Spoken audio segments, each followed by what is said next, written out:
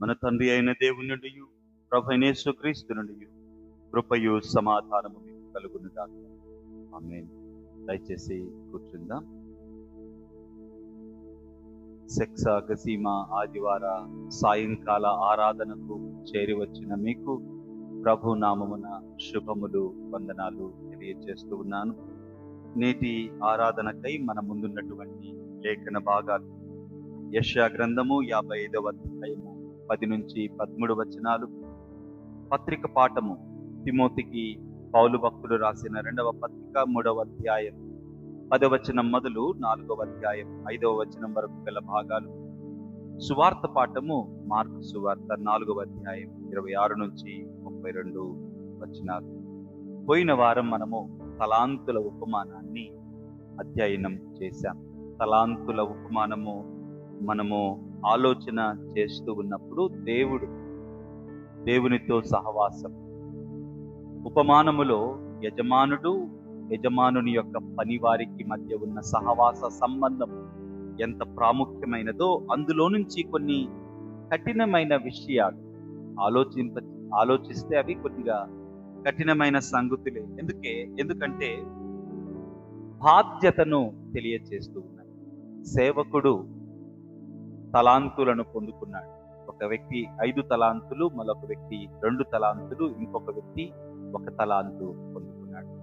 వీరు ఆ తలాంతును పొందుకోవటానికి కారణం వారు యోగ్యులని లేకుంటే వారికి హక్కుందని కాదు, కానీ వారు యజమానునితో పాటు ఉన్నవారు, యజమానుని గృహములో వారు పనిచేస్తూ ఉన్నారు. యజమానుడు వారిని నమ్మాడు. యజమానుడు వారిని నమ్మడమే కాదు, యజమానుడికి వారి గురించి బాగా తెలుసు. వారి సామర్థ్యం ఏంటో తెలుసు. వారి సామర్థ్యము చొప్పున ఒకరికి 5, ఒకరికి 2, మరొకరికి 1 తలాంతు ఇచ్చాడు. 2, ఈ ఉపమానము డబ్బుల గురించి కానే కాదు అని మనకు అర్థమవుతుంది. కారణం ఏంటి అంటే 100 సంవత్సరాల వేతనాన్ని ఇచ్చి 100 సంవత్సరాల వేతనాన్ని మరొక 100 సంవత్సరాల వేతనంగా మార్చినటువంటి వ్యక్తిని పిలిచి, అలా నమ్మకమైన మంచి దాసుడా అన్నాడే, కానీ నాకు లాభాన్ని తెచ్చినవాడా అన్నాడు. 2, అతనికి అప్పగించినటువంటి ఆ 100 సంవత్సరాల వేతనాన్ని కొద్దిగా అని సంబోధించాడు. ఈ కొద్దిగలో నీవు నమ్మకంగా ఉన్నావు కాబట్టి విస్తారమైనటువంటి వాటిలో 100 సంవత్సరాల వేతనం కొద్దిగా అయితే విస్తారము ఏమై ఉంటుందో ఆలోచన. 2, హైరార్కికల్ ఎలివేషన్ కానీ, హైరార్కికల్ డెవలప్మెంట్ కానీ ఆ 10 తలాంతులు అంటే 5ను 5 చేసిన వ్యక్తికి బదులుగా ఆయనతో అన్నమాట, నీ యజమానుని సంతోషములో నీవు భాగంగా. అంటే he was calling the servant into much more deeper communion, మరింత లోతైన సహవాసములోనికి పంపిస్తా ఉంది. సో అక్కడ మనకు కనపడుతుంది తమను నమ్మిన యజమానుని నమ్మిన సేవకుల యొక్క విధేయత. ఆఖరు వ్యక్తి తాను భయము పేరిట తనను నమ్మిన ఆ యజమానుని నమ్మటానికి నిరాకరించిన స్థితి, ఆ యజమానుణ్ణి ఆయనతో సహవాసాన్ని ఏమాత్రము కూడా కోరుకొని పరిస్థితి అక్కడ ఆ 3వ సేవకునిలో మనము చూసాం. కాబట్టి నో డౌట్ సేవకుడి యొక్క బాధ్యతను ఆ ఉపమానము తెలియచేస్తా ఉంటే, విశ్వాసిగా నా విశ్వాసపు జీవితంలో కూడా మేబీ ఇఫ్ యు స్టార్ట్, నీకున్న ప్రాణం కూడా first you can start from there కదా. నీ హక్కా ప్రాణం అంటే కాదు, it is the grace of God కదా. దేవుడి కనికరం మన జీవితాలలో ఈరోజు మనము ఊపిరి కలిగి ఉన్నాము. అక్కడి నుంచి మొదలెడితే దేవుడు మనకిచ్చిన స్వరూపము, మనకిచ్చిన సామర్థ్యము, జ్ఞానము, మనకిచ్చిన కుటుంబ నేపథ్యము, మనలను ఎన్ని రకాల పరిస్థితుల గుండా నడిపించి నేడు ఉన్నటువంటి ఈ స్థితిలో నిలిపాడు. ఇంక ఎన్ని రకాల అవకాశాలతో నిత్యము మనలను దర్శిస్తూ ఉన్నాడు. ఇవన్నీ if you count them as talents that he offered into your life, నీ జీవితానికి ఆయన ఇచ్చినవిగా నువ్వు భావిస్తే, వీటి అన్నిటికీ పైగా ఆయన ఈ లోకానికి నీ కొరకు వచ్చి మరణించి పాతిపెట్టబడి తిరిగి లేపడం, ఆ సత్య సువార్తను నీ చెవిన పడవేయటం, నీవు దాన్ని విని దానిని అంగీకరించే మనస్సును నీకు ఇవ్వడం, విధేయత చూపించే కృపను ఇంత నీ జీవితంలో చేసిన నీ యజమానుడి పట్ల ఎంత విధేయతతో, ఎంత నమ్మకంతో నీవు బ్రతుకుతున్నావు అన్న ప్రశ్న ఖచ్చితంగా ప్రాముఖ్యమైనది. ఈ ప్రశ్న నీవు ఎంత లోతుగా వేసుకుంటుంటే సైమల్టేనియస్ గా, అడ్జసెంట్ గా మరొక కొన్ని ప్రశ్నలు పాపప్ అయ్యే అవకాశం ఉంది. కారణం ఏంటి అంటే, as you speak of your personal responsibility, నీ వ్యక్తిగతమైన బాధ్యతను నీవు ఎంత లోతుగా ఆలోచన చేస్తే, అక్కడ నేను తగినంత నమ్మకంగా ఉండగలుగుతున్నానా? This is the question that immediately comes to you. Secondly, నా ఎఫర్ట్స్ సరిపోతాయా? నేను ఏదైతే చేస్తూ ఉన్నానో అది సరిపోతుందా? Thirdly, do I ever will get the fruit? నేను విధేయత చూపుతూ, లేకుంటే నేను ఈ సావాసము కొరకు నేను ఆ 5 తలాంతుల వ్యక్తి తన దగ్గరున్న అంత మొత్తాన్ని పెట్టుబడిగా పెట్టడానికి రిస్క్ చేసినట్లుగా నేను కూడా రిస్క్ చేస్తున్నాను. నేను ఫలాన్ని పొందుకుంటానా? Will I get fruit at any point of time? చాలా ప్రాముఖ్యమైన ప్రశ్నలు.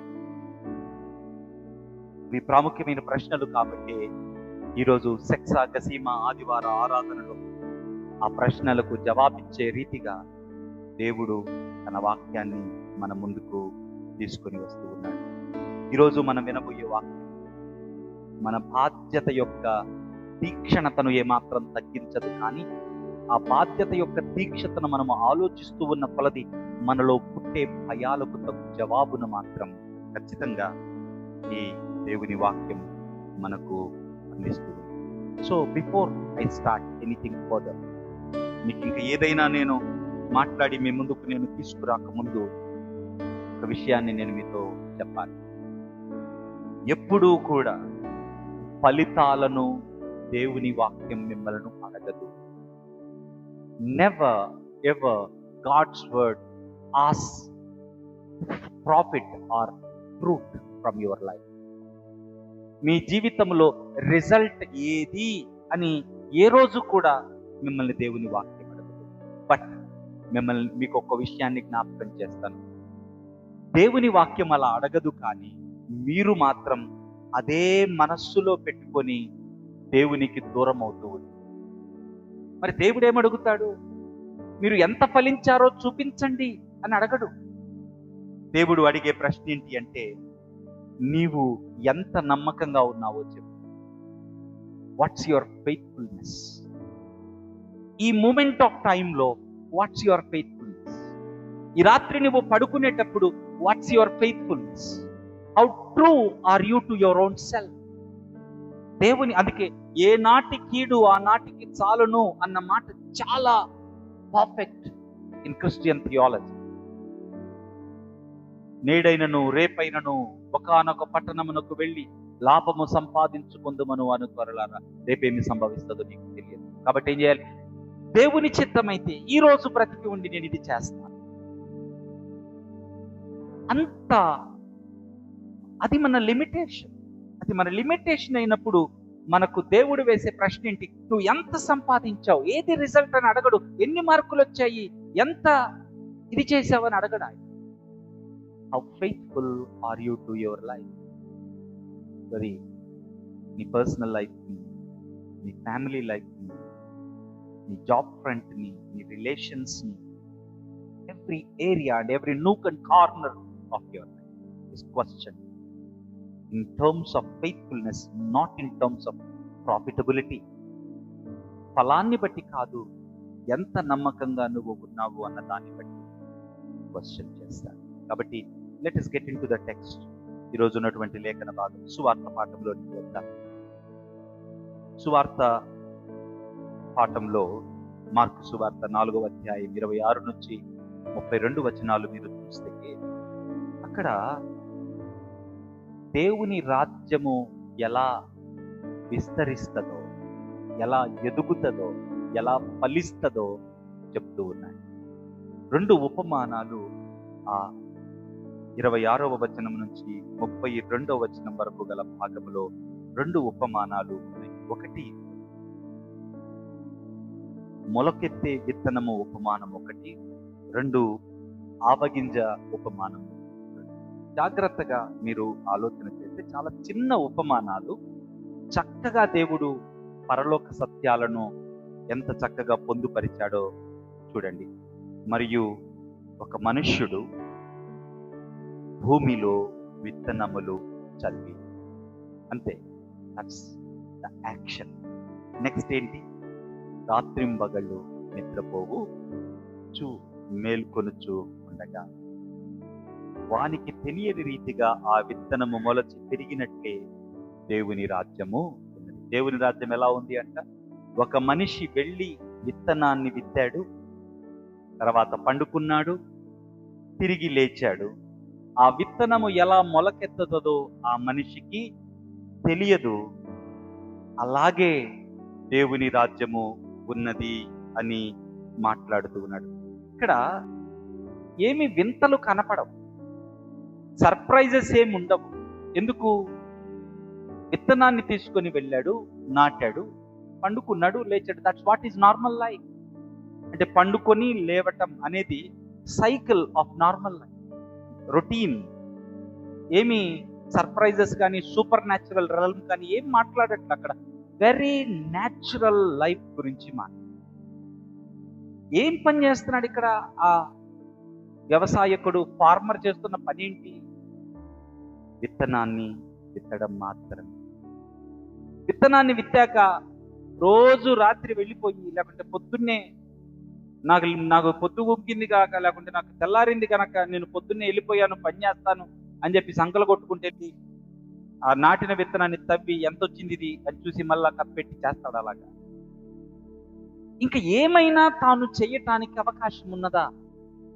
ఏదైనా తాను చెయ్యాలి అంటే భూమిని సిద్ధపరచినప్పుడే చెయ్యాలి. ఇంకా ఏమైనా తాను చెయ్యాలి అంటే విత్తనాన్ని ఎన్నుకునేటప్పుడే తాను చెయ్యాలి. ఇంకా ఏమైనా తాను చెయ్యాలి అంటే రైట్ సీజన్లో నేను విత్తనం వేస్తున్నానా లేదా అని ఆలోచించుకోవాలి. ఏదైనా తాను విత్తనాన్ని విత్తక ముందే చెయ్యాలి. విత్తిన తర్వాత తాను చెయ్యటానికి ఏమీ లేదు, తనకు ఏమీ తెలియదు కూడా. Point Jesus was making. చూడండి మరలా నెక్స్ట్ ఏమంటాడు? 28. భూమి మొదట మొలకను ఎవరు మొలిపిస్తున్నారంట? రైతు మొలిపిస్తున్నాడా? భూమి మొదట మొలకను, తర్వాత వెన్నును, అటు తరువాత వెన్నులో ముదురు గింజలను తనంతట తానే మొలిపించును. ఎంత చక్కగా ప్రభువు మానవ ప్రమేయాన్ని ఫలములో తీసేసి చూపిస్తూ ఉన్నాడు. భూమి తనంతట తానే మొలిపిస్తుందని యేసు ప్రభు వారి ఉద్దేశం కాదు, దైవిక కార్యము అది, ఇట్స్ ప్రావిడెన్స్ ఆఫ్ గాడ్. కానీ యేసు ప్రభు వారు అక్కడ పూర్తిగా వివరిస్తూ ఉన్న సత్యం అంటే ఇందులో రైతు యొక్క ప్రమేయం ఏమీ లేదు. Completely farmer is detached. Completely farmer is, తాను నాటడం వరకే తన బాధ్యత. నాటాడు, పండుకున్నాడు, లేస్తూ ఉన్నాడు.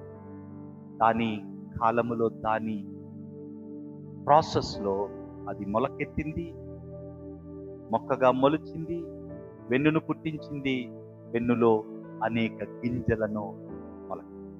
ఇప్పుడు మీరు ఆలోచన చేయండి, ఎన్ని విత్తనాలు జల్లాడినా ఒక మొక్క కోసం ఎన్ని విత్తనాలు? ఒకటే విత్తనం, అంతే కదా. ఒక మొక్క ఒక్క విత్తనం నుంచే వస్తుంది. ఇప్పుడు ఒక్క విత్తనంలో ఆయన జస్ట్ చల్లాడు, కానీ మొలకెత్తినప్పుడు ఒక్క విత్తనం నుంచి ఎన్ని విత్తనాలు వచ్చాయి? చాలా విత్తనాలు. చాలా విత్తనాలు రావడంలో ఇతని ప్రమేయం ఏంటి? ఇతను ప్రమేయం నాటడం వరకు మాత్రమే. అంటే నీరు పెట్టాడు కదా పాస్టర్ గారు, ఎరువు వేసాడు కదా పాస్టర్ గారు, వేసాడు, ఎరువు వేసాడు, నీళ్లు పెట్టాడు, పక్షులు రాకుండా కాపాడాడు, బట్ ఇక్కడ ప్రాసెస్లో మిగిలిన ఫలము రావటంలో ఇతని పాత్ర ఏంటి? ఒక్క గింజ ఇన్ని గింజలుగా మారటంలో అతని పాత్ర ఏంటి? ఏమి? దాని తర్వాత యేసు ప్రభువారు అక్కడితో ఆపకుండా ఫర్దర్ కంటిన్యూ ఏం చేశాడంట? తాను సేద్యగాడు వచ్చి కొడవలి పట్టుకొని కోతకాలం వచ్చింది అని దాన్ని నెక్స్ట్ మరొక ఉపమానాన్ని యేసు ప్రభువారు చెప్తున్నారు 30వ వచనం. మరియు ఆయన, this is the problem, the true problem of human life. చదువు కవిత.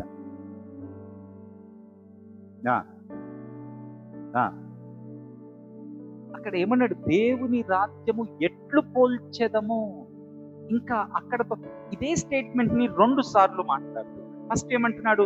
దేవుని రాజ్యమును ఎట్లా పోల్చెదము. తర్వాత ఏ ఉపమానముతో పోల్చెదము అంటే దేవుని రాజ్యము ఇన్కంపారబుల్, అసలు అది పోల్చబడేది కాదు. మన జీవితాలు కూడా ఎక్కడ దుర్భరం చేసుకుంటున్నామంటే పోల్చే ప్రయత్నములో మన చుట్టూ ఉన్నటువంటి సంస్కృతి మనలను పోల్చి మనకు పోల్చడం అనే ఒక వ్యాధిని మన జీవితంలో బాగా ప్రబలంగా నిలిపింది. సో ఏది చూసినా సరే మనం పోల్చుకుంటాం. ఒక వ్యక్తి మన ఎదుట కొత్తగా నిలబడ్డాడు, పోల్చుకుంటాం. అతన్ని ముందు జడ్జి చేస్తాం. దేంతో పోల్చున్నాం? యేసుక్రీస్తు ప్రభువారు అక్కడ క్వశ్చన్ మార్క్స్ ఇస్తూ ఉన్నారు కదా. అంటే అర్థం ఏంటి అంటే రెటారిక్ లో ఇంప్లాయిడ్ ఆన్సర్ ఏంటి అంటే దేంతో పోల్చలేము. అది ఇన్లైన్డ్ గా ఉన్నటువంటి ఆన్సర్. దేంతో పోల్చలేము, ఏ ఉపమానంతో ఉపమమించలేము. కానీ ఒక విషయాన్ని మనకు అర్థం కావడం కోసం ప్రభువారు వివరిస్తూ ఉన్నారు. ఆవగింజ ఎట్లా ఉందంట? పరలోక రాజ్యము ఆవగింజను పోలి ఉంది. ఈ ఆవగింజ భూమిలో విత్తబడినప్పుడు భూమి మీద ఉన్న విత్తనములకన్నిటికంటే చిన్నది, చాలా ఇన్సిగ్నిఫికెంట్. దాన్ని అలా చేతిలో పట్టుకుంటే ఇక దానికంటే స్మాలెస్ట్ సీడ్ లేదని కాదు దాని ఉద్దేశం. ఆ విత్తనముతో అవుట్పుట్ ని పోల్చి చూస్తే how insignificant is the size of that small seed. ఆ విత్తనము యొక్క సైజ్ ఎంత, పరిమాణము ఎంత చిన్నదో చూడండి, అవుట్కమ్ ఎంత పెద్దదో చూడండి. ఆ కంపారిజన్. సో ఈ విత్తనము ఆవగింజ చాలా చిన్నది. జస్ట్ మేబీ అది పట్టుకున్నప్పుడు ఏమైనా నిర్లక్ష్యంగా ఉంటే జారిపోయే పరిస్థితి కూడా you don't even will find. కానీ అది నాటబడినప్పుడు అన్నిటికంటే చాలా పెద్దగా ఎదుగుతుందంటే ఏ స్థాయిలో ఎదుగుతుంది? పక్షులు వచ్చి గూళ్ళు కట్టుకునే స్థాయిలో అది అలాగే పరలోక రాజ్యము ఉంటుంది. ఆకాశ పక్షులు దాని నీడన విశ్రమించగలవు.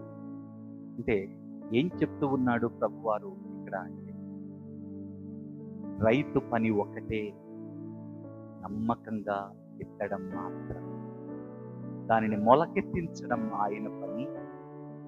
అది పెరిగేటట్లు దానికి లోపల నుంచి ఆ బలాన్ని పుట్టించడం ఆయన పని, దాని ఫలాన్ని బయటకు తీసుకురావడం ఆయన పని. చాలా క్లియర్గా ఆ పని ఎంత గొప్పగా ఉంటుందో కూడా ఇదే ఉపమానాలలో చెప్తారు. ఎంత చిన్న విత్తనము, ఆ చిన్న పనిని నమ్మకంగా చేశాడు రైతు, ఫలము చాలా విస్తారంగా పొందుతుంది. మనము ఈ లోకములో సంస్కృతిలో మనము మన జీవితాలను కలిపేసుకొని ఏం చేస్తూ ఉన్నామంటే మన చుట్టూ ఉన్న ప్రపంచంతో పోల్చుకోవడం నేర్చుకొని ఆ పోలికలో మన జీవితంలో చిన్న చిన్న పనులు చేయటం ఆపేశాం. We stop thinking of doing some small things in our life. వాటిని ఏ స్థాయిలో నిర్లక్ష్యం చేశామంటే కొద్దిగా మనకు ఎఫెక్టివ్గా, ఇన్ఫ్లుయెన్షియల్గా, పెద్దగా కనపడే పనులను చేయటానికి మనము చూపే ఆ ఆసక్తిని చిన్న చిన్న పనులు చేయటంలో మనం చూద్దాం. ఇప్పుడు నేను కొన్ని చిన్న పనులు మీకు జ్ఞాపకం చేస్తాను. How insignificant. They are. First ఫ్యామిలీస్లో కూరలు వండేటక్కడ అనుకుంది, పప్పు వండుతుంది. అలవాటులో వేసేస్తూ ఉన్నామా, అలవాటులో చేసేస్తా ఉన్నామా, లేకుంటే చాలా అటెంటివ్గా చేస్తామా? ఇప్పుడు అక్కడి నుంచి నెక్స్ట్ లెవెల్కి వచ్చి ఇంకోటి అడుగుతారు. ప్రతిరోజు 3 సార్లు ప్రార్థన చేయడం మనకు అలవాటు. 5 సార్లు కాదు, 3 సార్లు. ఎప్పుడు 3 సార్లు?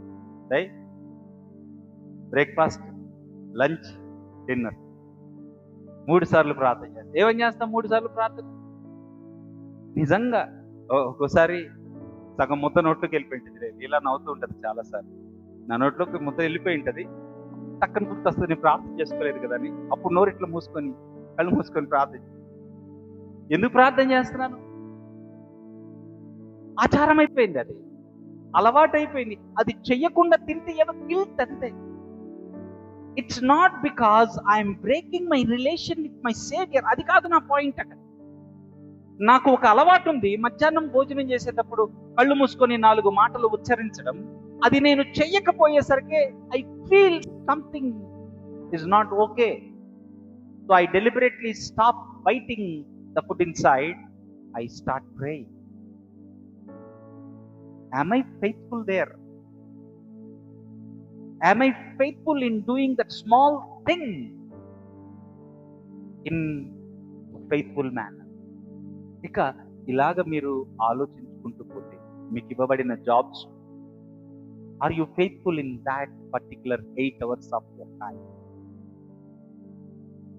నీ నెల జీతం నీకు చేతికి వస్తూ ఉన్నప్పుడు ఆ నెల జీతాన్ని చేతిలో పెట్టుకొని నేను 100% రోజుకు 8 గంటల చొప్పున నమ్మకంగా నా యజమానుడికి చేయవలసిన యావత్తు పని చేశాను. అలవాటులో, ఆచారంలో you just keep doing the thing. మన క్రైస్తవ కుటుంబాలలో బైబిల్ చదవడం చాలా బాగుంది. ఎందుకు? చిన్నప్పటి నుంచి అమ్మా నాన్న బెత్తం పట్టుకొని రోజు నువ్వు బైబిల్ చదివితే కానీ లేపనా అని చెప్పారు కాబట్టి వీ ఫాలో ద సేమ్. చదవకపోతే ఆ రోజు చాలా మంది నాకు స్నేహితులు ఉన్నారు. దేవుని వాక్యము చదవటం ఒక అనుదిన ప్రక్రియ. అంటే ఆ రోజు కొంతమంది ఆ బైబిల్ చదవకుండా బయటకు వస్తే ఏదో జరిగిపోతుంది అన్న ఫీలింగ్ లో. చదవడం మంచిదే, కానీ ఎందుకు చదువుతూ ఉన్నాం? With what intent, with what faithfulness are you reading the Bible? With what faithfulness are you making the prayer? Small thing.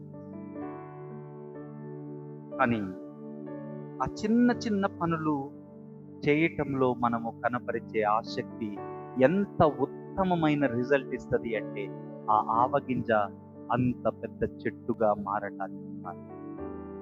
ఆ ఒక్క విత్తబడిన విత్తనము అన్ని విత్తనాలు తిరిగి పంటగా ఆ రైతుకు అందటానికి కారణమైంది.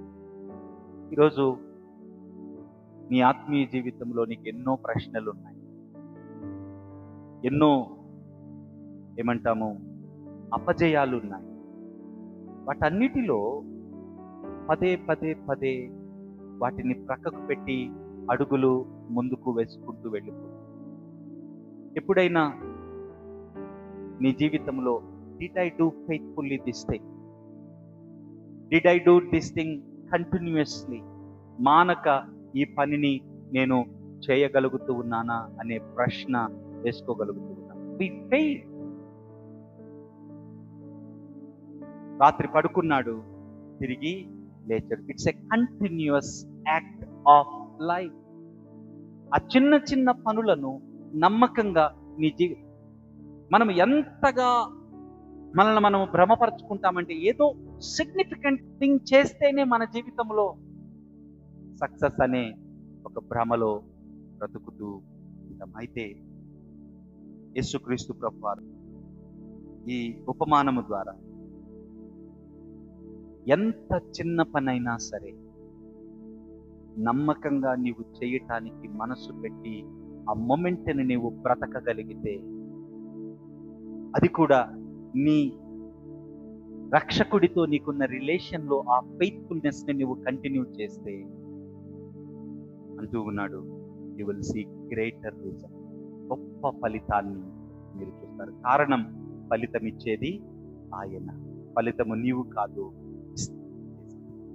సో ఈ ప్రాసెస్లో ఫలితం ఇచ్చేది ఆయన, పని చేయవలసింది నువ్వు.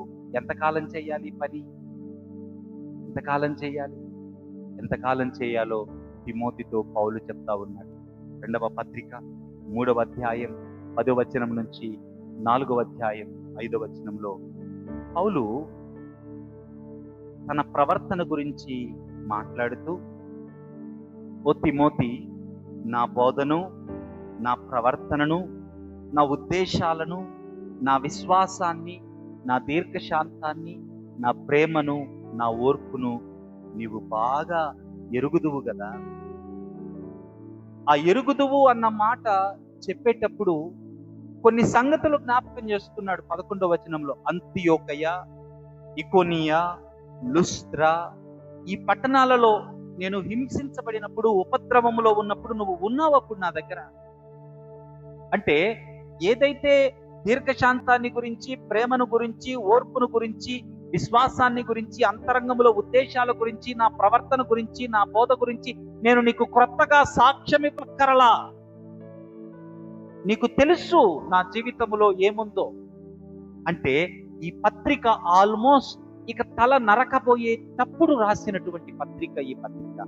అయ్యా తిమోతి, ఇదిగో నా ప్రాణము పోతూ ఉంది, రా నా దగ్గరికి, నన్ను చూడు, నీతో పాటు మార్పును తీసుకురా. ఆఖరు సమయంలో రాస్తూ ఉన్నాడు. అంటే తన జీవితం అంతటిని నమ్మకంగా జీవించేశాక తాను తన శిష్యుడైనటువంటి తిమోతికి చెప్తూ ఉన్న మాట ఏంటి అంటే, క్రీస్తు యేసునందు సద్భక్తితో బ్రతకనుద్దేశించు వారందరూ హింసించబడతారు. మొదట తాను అనుభవించిన హింసలను, శ్రమలను మాట్లాడాడు. అంటే బయట నుంచి తనకు కలిగిన శ్రమలు, తన జీవితంలో తన అంతరంగంలో తనకు కలిగిన పోరాటాలు, వీటన్నిటినీ కలగలిపి తిమోతి ముందు తన జీవితాన్ని చూపిస్తూ తిమోతితో అంటూ ఉన్నాడు, ఇక ఇది నా ఒక్కడి ఎక్స్పీరియన్స్ కాదు, ఇట్స్ యూనివర్సల్ ఎక్స్పీరియన్స్. ఎంత యూనివర్సల్ ఎక్స్పీరియన్స్? 12వ వచనం, క్రీస్తు నందు సద్భక్తితో బ్రతకనుద్దేశించు వారందరూ హింస పొందుదురు. అంటే హింసించబడడం ఫెయిల్యూర్ కాదు, బాధించబడడం ఫెయిల్యూర్ కాదు, శ్రమలోనికి దిగిపోవటం ఫెయిల్యూర్ కాదు. పౌలు భక్తుడు ఆ తర్వాత అంటున్నాడు 14వ వచనం, క్రీస్తు యేసునందు ఉంచవలసిన విశ్వాసము ద్వారా రక్షణార్థమైన జ్ఞానము నీకు కలిగించుటకు శక్తిగల పరిశుద్ధ లేఖనములను బాల్యము నుండి నీవు ఎరుగుదువు. నీవు నేర్చుకొని రూఢి అని తెలుసుకున్నవి ఎవరి వలన నేర్చుకుంటివో ఆ సంగతి తెలుసుకుని వాటి యందు నిలకడగా ఉండుము. అంటే నీ జీవితములో శ్రమ వచ్చిన, హింస వచ్చిన, కరువచ్చిన, ఉపద్రవం వచ్చిన నీవు విశ్వాసాన్ని విడిచిపెట్టద్దు. నీ బోధను నీవు దాటి ప్రక్కకు వెళ్ళొద్దు. నీ దీర్ఘశాంతాన్ని నీవు విడిచిపెట్టద్దు. నీ ప్రేమను నీవు విడిచిపెట్టద్దు. నీ నిరీక్షణలో నీవు వెనకకు తగ్గొద్దు. వీటన్నిటిని నీవు ఓపికగా కలిగి ఉండాలి. ఎప్పుడు? మరింత ఎక్కువగా శ్రమలు నీకు ఎదురైన you need to run in patience. ఓపికతో నీ జీవితములో ముందుకు కొనసాగవలసిందే. కాబట్టి పౌలు భక్తులు తిమోతికి చెప్తూ ఉన్న మాట ఏంటి అంటే, సిద్ధంగా ఉండు నువ్వు ప్రతి నిమిషం. పౌలు భక్తుడు తిమోతి యొక్క పనిని ఎత్తి చూపెడుతూ తిమోతితో మాట్లాడుతున్నాడు. నీ పని ఏంటి? వాక్యం బోధించడం. ఎట్లా చెప్పాలి? సిద్ధంగా ఉండు, సమయమందు అసమయమందు. అంటే జనులు వినటానికి ఆసక్తి కలిగి ఉన్నా, ఒకవేళ దురద చెవులు కలిగి ఆసక్తి లేకుండా వారు ఈ వాక్యాన్ని వ్యతిరేకిస్తూ ఉన్నారు. అంటే నీకు వాక్యం బోధించటానికి సమయం అనుకూలంగా ఉన్నా, నీవు వాక్యం బోధించేటప్పుడు నీకు సమస్యలు ఎదురవుతూ ఉన్న ఈ రెండు సందర్భంలో కూడా బీ ప్రిపేర్. ఎప్పటి వరకు? It's not a momentary preparation that Paul was talking to Timothy. ఒక్క సందర్భానికి సిద్ధపడి ఉండమని చెప్పలా. ఇదిగో, ఏ బోధలోనికైతే నీవు వచ్చావో ఆ బోధ ద్వారా ప్రేమను, సహనమును, దీర్ఘశాంతమును, నిలకడతనమును కలిగి జీవితాంతము సమయమందు అసమయమందు వినేవారు ఉంటారు, దురద చెవులు కలిగిన వారు ఉంటారు, సద్భక్తి కలిగిన వారు ఉంటారు, దుర్బుద్ధి కలిగిన వారు ఉంటారు. ఇదిగో, సంఘములో కట్టబడేవారు ఉంటారు, తమను తాము నాశనపరుచుకుంటున్న వారు కూడా ఉంటారు.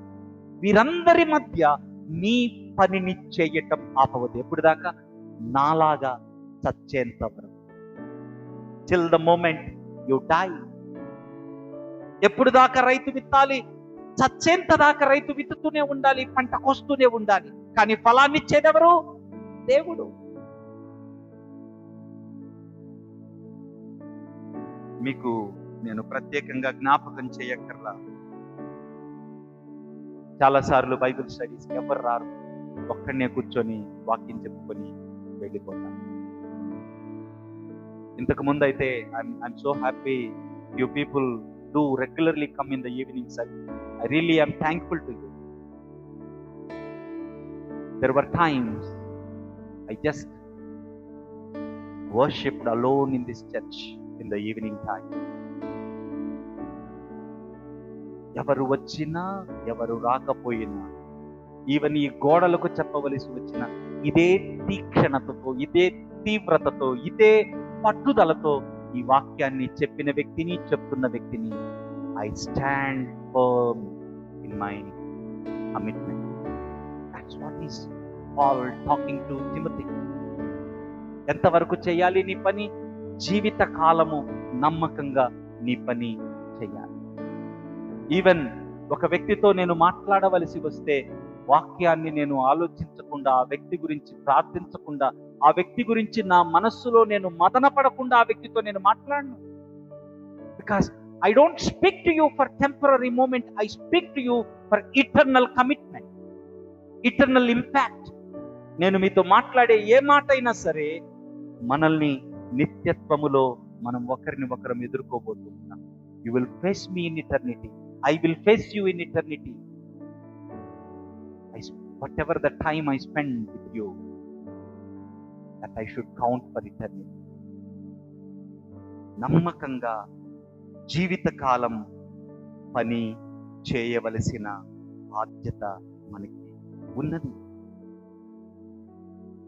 That leads us to the Old Testament portion. ప్రవచన గ్రంథం యెషయా ప్రవక్త యెషయా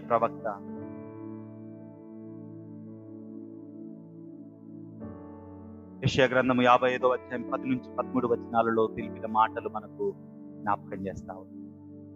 నిజమే, ఫలితాన్ని నీవు ఆశించాల్సిన అవసరమల, ఫలము కొరకు నీవు ఎదురు చూడాల్సిన అవసరముల. నీ పని చేయటం ఫలింపచేయువాడు ఆయన. ఫలింపచేయువాడు ఆయన అయినప్పుడు ఓపికతో నమ్మకంగా పని చేయటమే నీ బాధ్యత అని నీకు అర్థమవుతుంది. అంటే ఫలితాన్ని ఆశించక్కర్లా. అమ్మా, నాలో భయము ప్రక్కన పెట్టడానికి దేవుడు చక్కని అవకాశాన్ని ఇస్తుంది. అయితే బాధ్యతను పెంపొందిస్తూ ఉన్నాడు. ఆ బాధ్యత ఏంటి అంటే, ఒక క్షణము, ఒక రోజు, ఒక వారము ఈ బాధ్యతాయుతమైన నమ్మకమైన జీవితాన్ని జీవించడం కాదు, అనుక్షణం ఈ నమ్మకమైన జీవితాన్ని నీవు జీవించాలి. Then what is the guarantee of fruit?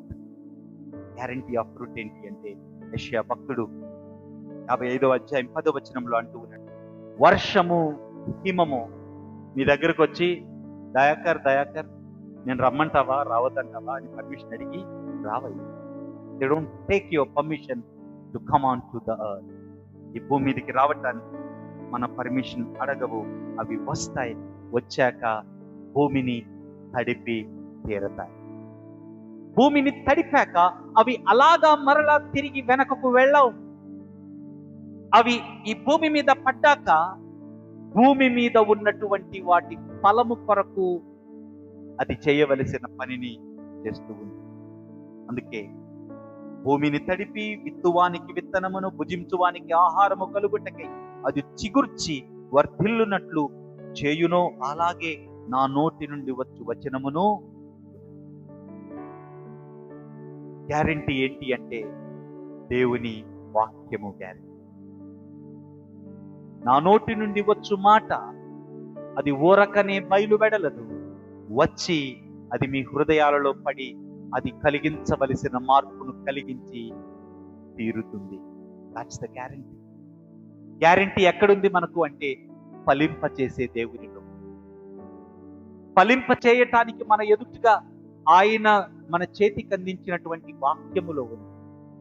కాబట్టి గ్యారంటీ దేవుడే అయినప్పుడు మనము చేయవలసిన పనిని నమ్మకంగా చేయటానికి ఎలా చేద్దాం నమ్మకంగా?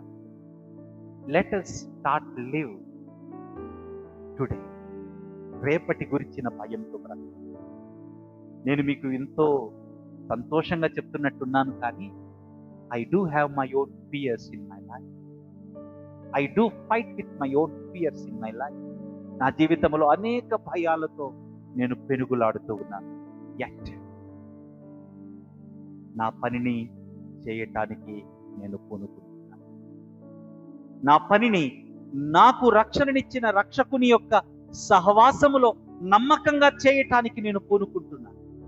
అది పోయిన సంవత్సరం ఇదే మాసం ఇదే రోజున చేశాను, ఈ సంవత్సరం ఇదే మాసం ఇదే రోజున చేస్తున్నాను, రేపు చేస్తాను, ఆఖరి ఊపిరి వరకు చేస్తూనే ఉంటాను.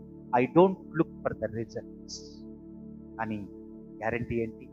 ఓపికతో ఈ పనిని నేను చేస్తూ ఉండగా అది మొలకెత్తుద్ది. కనపడుతుంది కదా, మొలకే పెరుగుద్ది, వెన్నొస్తుంది, వెన్నులో విత్తనాలు, ఆవగింజ విత్తబడుతుంది, అది మొలకెత్తుతుంది. ఖచ్చితంగా దేవుని రాజ్యము యొక్క ఘనత నీ జీవితములో దినదిన ప్రవర్తమానమవ్వడం. But what is your role? నీ ప్రమేయం ఏంటి? నీ పాత్ర ఏంటి? నీ భార్యతో నీవు సమయాన్ని గడిపేటప్పుడు, నీ స్నేహితులతో నీవు సమయాన్ని గడిపేటప్పుడు, నీ తల్లిదండ్రులతో నీవు సమయాన్ని గడిపేటప్పుడు, నీవు ప్రార్థించేటప్పుడు, వాక్యము చదివేటప్పుడు, ఆ చిన్న చిన్న పనులను నమ్మకంగా చేద్దామా? Shall we start doing those small things that are very insignificant in our life? అసలు ఏమాత్రము వాటి యొక్క ప్రాముఖ్యత, even when you wear your dress, even when you take your food, when you spend some time, అన్నిటికంటే ప్రాముఖ్యంగా నీ ఆత్మీయ జీవితంలో ఒక క్రమశిక్షణ, వాక్యాన్ని చదవడంలో, వాక్యాన్ని ధ్యానించడం, వాక్యాన్ని వినటంలో. వారానికి ఇప్పుడు మరలా లెంట్ డేస్ వస్తున్నాయి కదా, 40 రోజులు కనపడతారు బైబిల్. మనందరూ 40 రోజులు కనపడతారు. కానీ బైబిల్ స్టడీస్కి ఎంతమంది ఉంటారు? 3, 4, 5. కొద్దిగా ఫ్రైడే స్టడీస్కి 10-15 మంది కనపడుతుంది. బట్ అదర్వైజ్ వెన్స్డే స్టడీ వారంలో 2 గంటల టైం, వెరీ ఇన్సిగ్నిఫికెంట్ టైం. సోమవారం నుంచి శుక్రవారం వరకు రోజుకి మీరు కనీసం 10 గంటలు పనిచేస్తున్నారు అనుకోండి. ఎన్ని గంటలు టోటల్గా? 60 గంటలు. 60 గంటల్లో 2 గంటల టైం ఎంత? 2/60 అంతేనా? పర్సంటేజ్ రావాలంటే ఇంటూ 100 కొడితే ఎంత వచ్చింది? 1% కంటే కిందకి వెళ్ళిపోతుంది కదా, 1% కూడా కాదు. అంత ఇన్సిగ్నిఫికెంట్ టైంని మనము వెచ్చించడానికి ఇష్టపడతాం. We don't love to spend that very small time faithfully. చిన్న చిన్న పనులు నమ్మకంగా చేద్దాం. మళ్ళా దశంభాగాలు ఇవ్వడానికి పరిగెడతారు, పరిగెట్టండి. గుడ్. పండగల్లో పరిగెట్టండి. వాక్యం వినటానికి అదే ఆసక్తిని కనపడదు. ఆ వాక్యాన్ని వారమంతా జ్ఞాపకం పెట్టుకోవడానికి ఒక కంటిన్యూస్ స్మాల్ ఎఫర్ట్ని పెట్టండి. ఆ వాక్యమును జ్ఞాపకం చేసుకుంటూ వాక్యానుసారమైన ప్రార్థన మనస్ఫూర్తిగా చేయండి. Small thing at very significant thing. వీటిని కంటిన్యూస్గా చేయండి. ఎంత గొప్ప ఫలాన్ని చూస్తారు అంటే, ఒక్క విత్తనము ఎన్నో గింజలను, ఆ చిన్న ఆవగింజ ఒక పెద్ద మహావృక్షమై దాని మీద పక్షులు నిలవగలిగినంత స్థాయి ఫలాన్ని మీరు చూస్తారు.